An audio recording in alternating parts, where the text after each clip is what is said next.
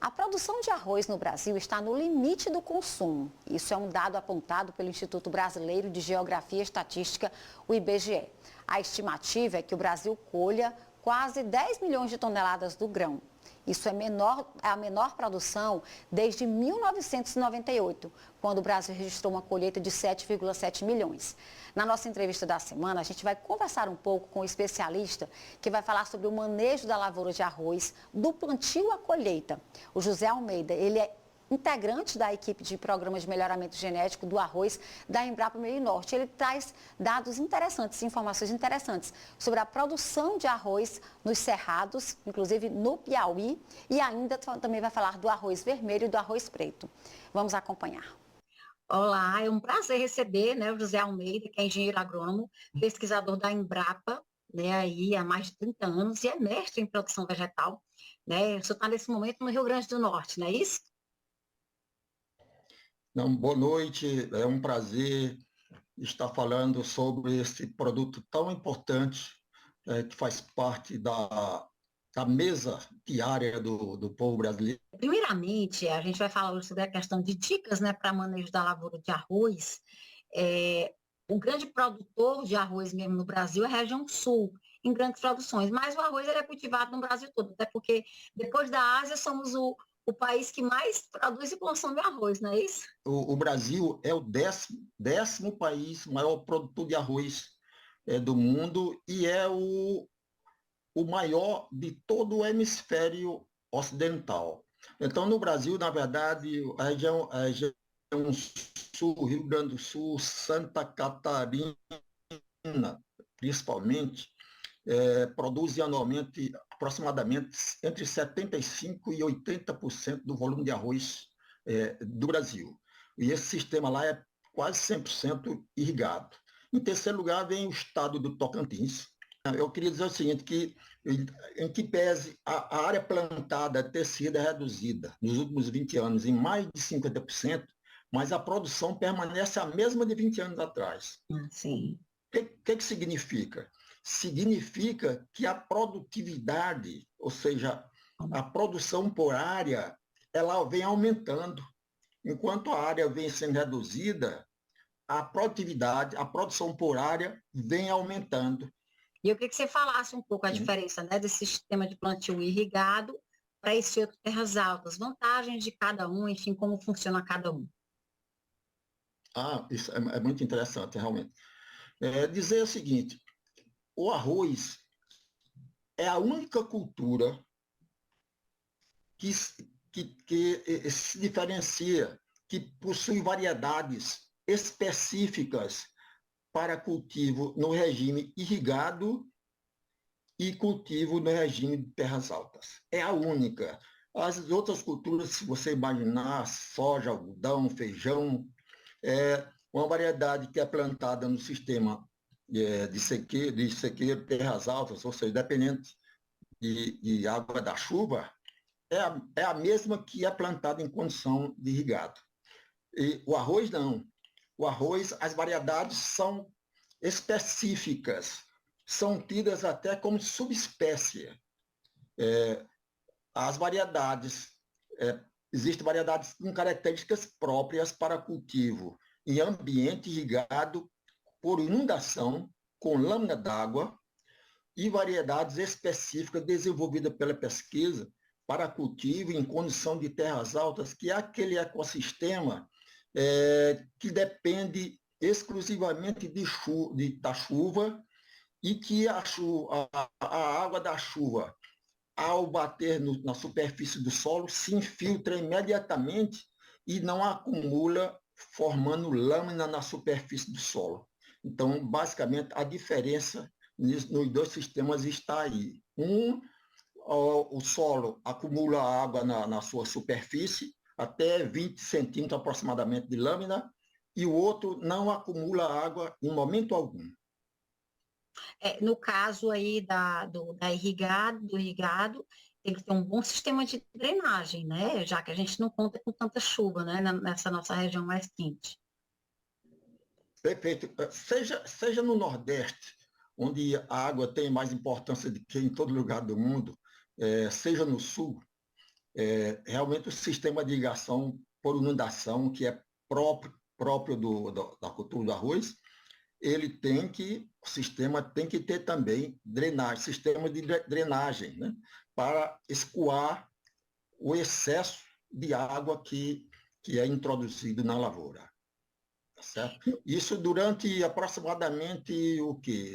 90% do ciclo da cultura, porque a planta do arroz, nos últimos 10 dias, quando está próximo da colheita, já não precisa mais de água, porque os seus grãos já estão formados. O período ali para se plantar, né, para semeadura, o melhor momento seria o chuvoso. Para o arroz chamado de terras altas.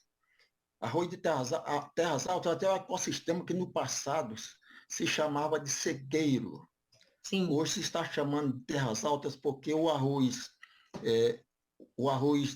de sequeiro, que é esse arroz do passado, ele deixou de ser atrativo pelo consumidor, porque o grão dele era completamente diferente dos grãos das variedades de arroz irrigado.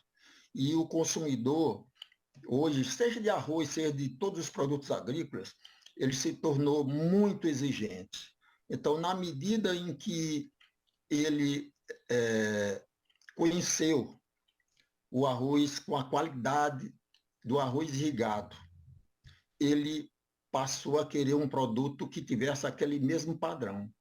E foi trabalhando nesse sentido que o melhoramento genético do arroz no Brasil fez um trabalho muitíssimo interessante, que foi transferir essas características do grão que estavam presentes e ainda estão presentes, claro, no arroz irrigado, para as variedades de arroz de terras altas que nós chamamos hoje, que é um arroz que é plantado dependente exclusivamente da chuva, mas cujos grãos apresentam as mesmas características dos grãos das variedades de arroz irrigado. Por isso que se achou prudente deixar de chamar esse arroz de sequeiro, porque esse termo, essa expressão era um tanto depreciativa, né?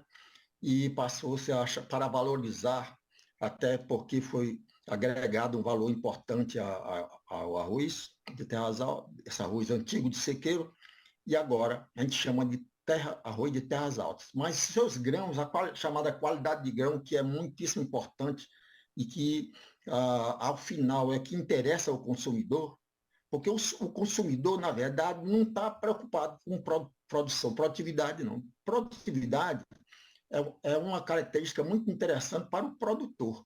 Sim. Claro que para o produtor, a produtividade e a qualidade, porque se o produto não tiver qualidade, ele não comercializa o produto dele.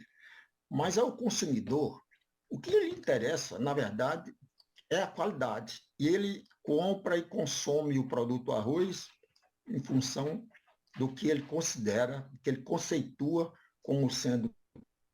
Essa cultivada, adequada ao meu plantio, né, ao meu solo, ela vai influenciar em diversas coisas, inclusive na produtividade, né, no ciclo. Sim. Enfim, eu queria que você falasse, né, dos diversos tipos de cultivares e as mais adequadas aqui, por exemplo, para a nossa região. A região, você está falando da região Nordeste, né? Sim, Piauí, né? Bom, a história é a seguinte, com relação ao arroz tradicionalmente chamado de arroz irrigado,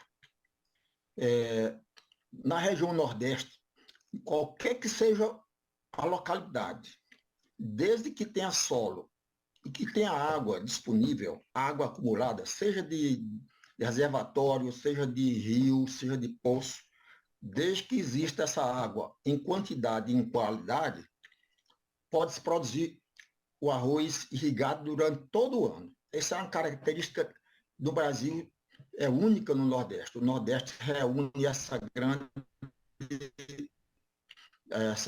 característica interessantíssima.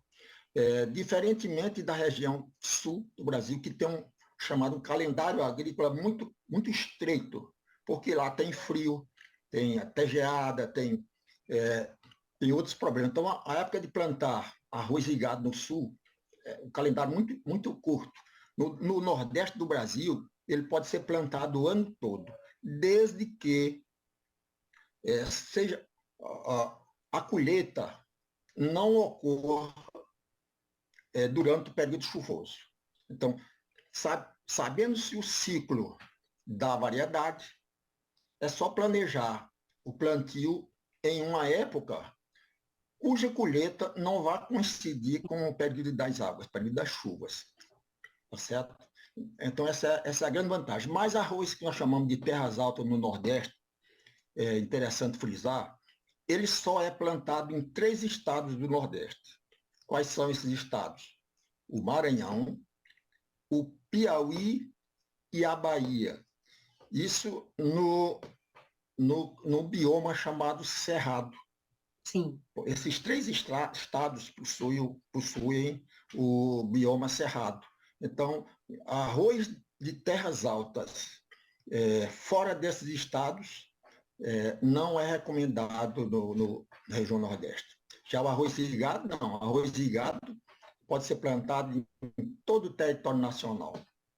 Almeida, em relação à preparação do solo, né, a importância, né, de você preparar ali a terra para uma boa produtividade. O preparo do solo é de extrema relevância para qualquer cultura.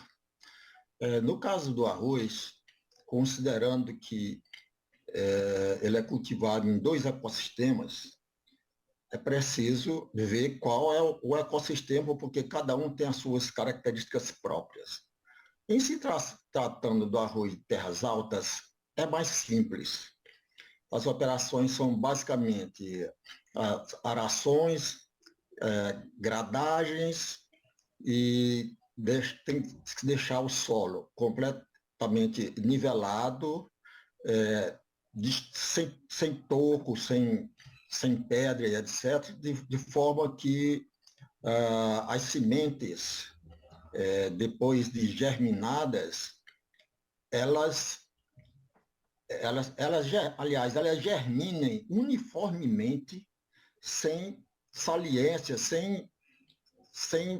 vamos dizer, sem buracos no solo, de modo que elas vão completando o seu ciclo uniformemente para evitar principalmente problemas no momento da colheita, porque no momento da colheita a maturação dos grãos tem que se dar uniformemente, sob pena de haver graves prejuízos do ponto de vista da qualidade do grão. Em se tratando do arroz irrigado, é outra coisa completamente diferente. Exige muito mais operações.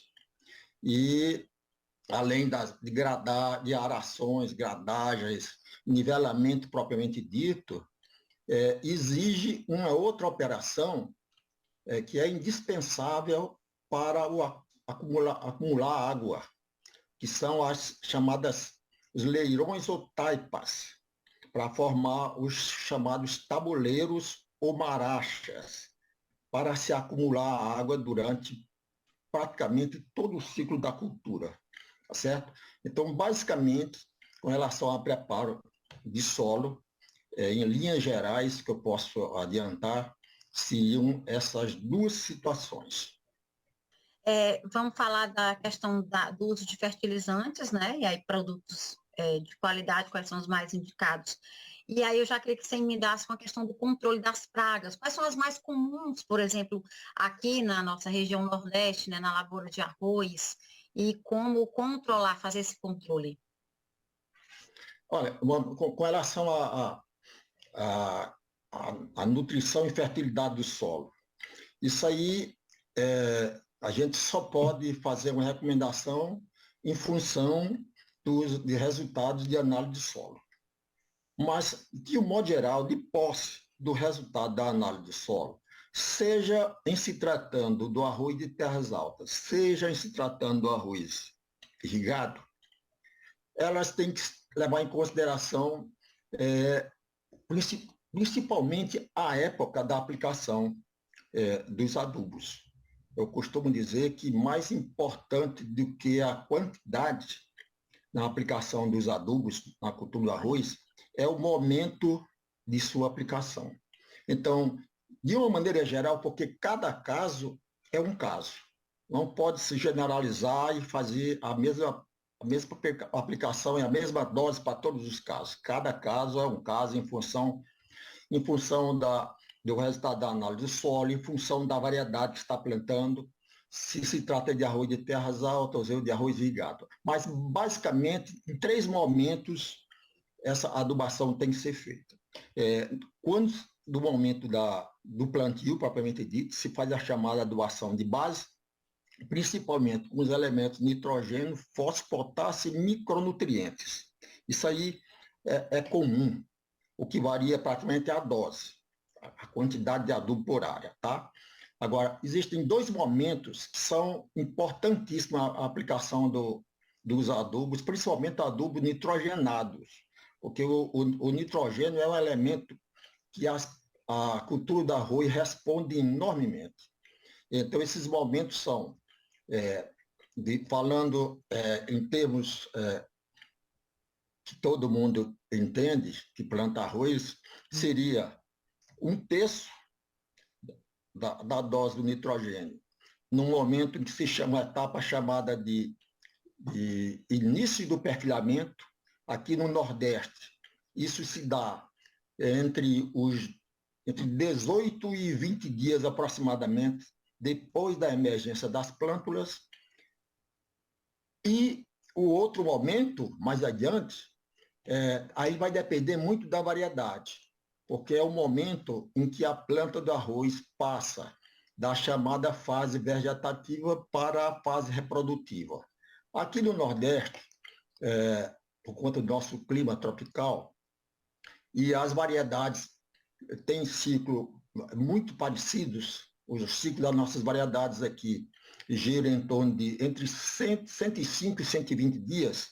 Então, querendo traduzir em termos desse ciclo, a gente pode dizer que, de uma maneira geral, o momento de fazer a última aplicação nitrogenada seria aí por volta entre os 45 e 60 dias. Mas cada caso é um caso, é preciso o técnico verificar qual é a variedade que está sendo plantada e qual é realmente o momento, qual é a etapa do ciclo de desenvolvimento da planta do arroz em cada caso. A gente não pode fazer... E a questão das ervas daninhas, da questão do combate, né, o controle, quais são as mais comuns? Bom, planta daninha, como eu falei já, como se tratam praticamente 2 culturas, seja arroz de terras altas ou seja arroz irrigado, as plantas daninhas, elas se desenvolvem em função de cada ecossistema desse. Então, de uma maneira geral, as principais plantas daninhas que ocorrem no cultivo do arroz irrigado não são as mesmas que ocorrem no caso do arroz de terras altas. Mas no caso do arroz de irrigado, que é o mais comum plantado em todo o mundo, eu diria que as principais plantas daninhas são as da chamada espécie Echinocloa, que são os chamados capim-arroz, Eleusina índica e as ciperáceas. Então, para cada espécie de planta daninha dessa, existem os herbicidas específicos, que o ideal é que a gente recomende um produto para o seu controle em função da espécie que está ocorrendo na lavoura, tá certo? No caso de terras altas, né, do sequeiro, quais são as mais comuns? As mais comuns são as que a gente chama de gramíneas, de um modo geral, popularmente chamado de folhas estreitas, e, de uma maneira também geral, as leguminosas, que são comumente tratadas como de folhas largas.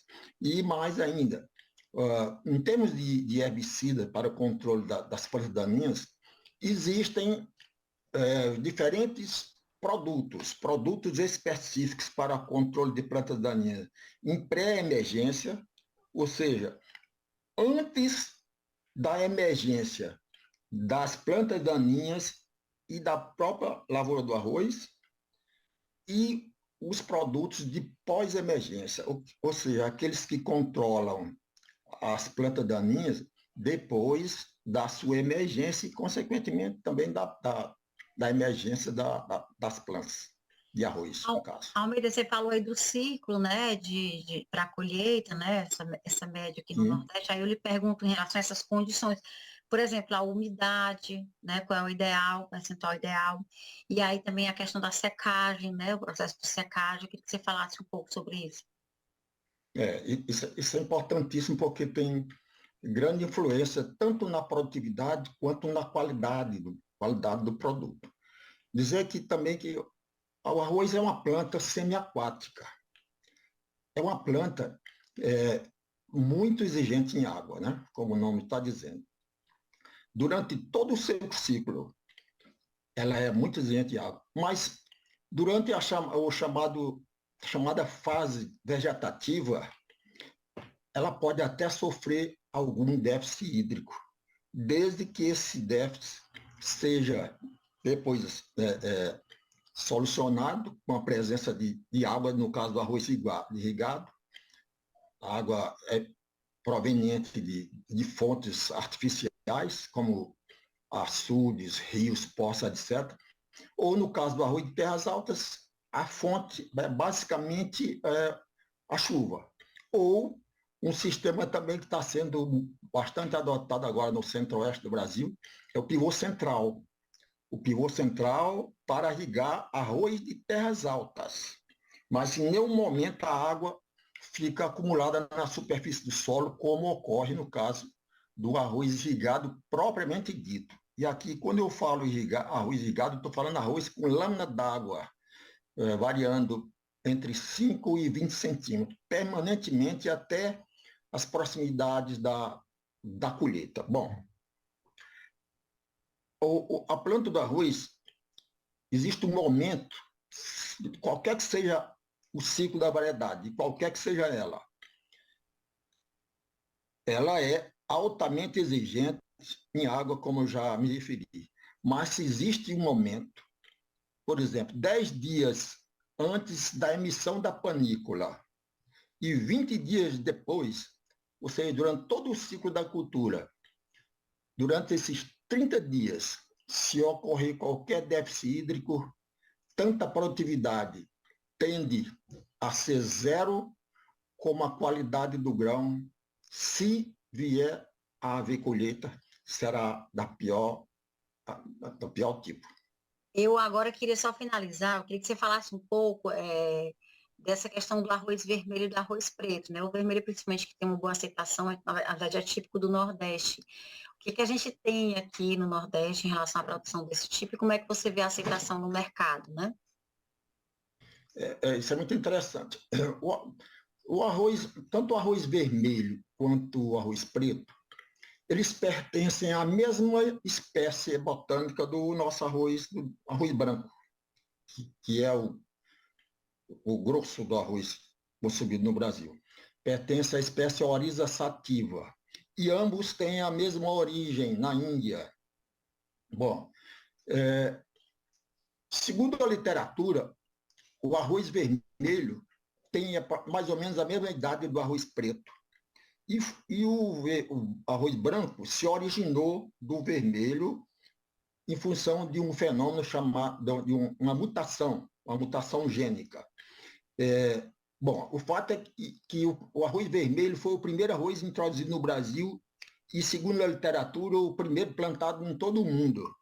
Só que há algum tempo, não se sabe exatamente quando nem onde, através desse fenômeno da mutação, alguém descobriu uma planta de arroz branco e chamou-lhe a atenção, e o fato é que ele cultivou esse arroz e esse arroz foi sendo disseminado no mundo todo, caiu na graça do consumidor e hoje é o arroz que predomina em todo o mundo. Mas no Brasil, o arroz vermelho foi o primeiro que foi introduzido e foi plantado aqui aproximadamente nos dois primeiros séculos.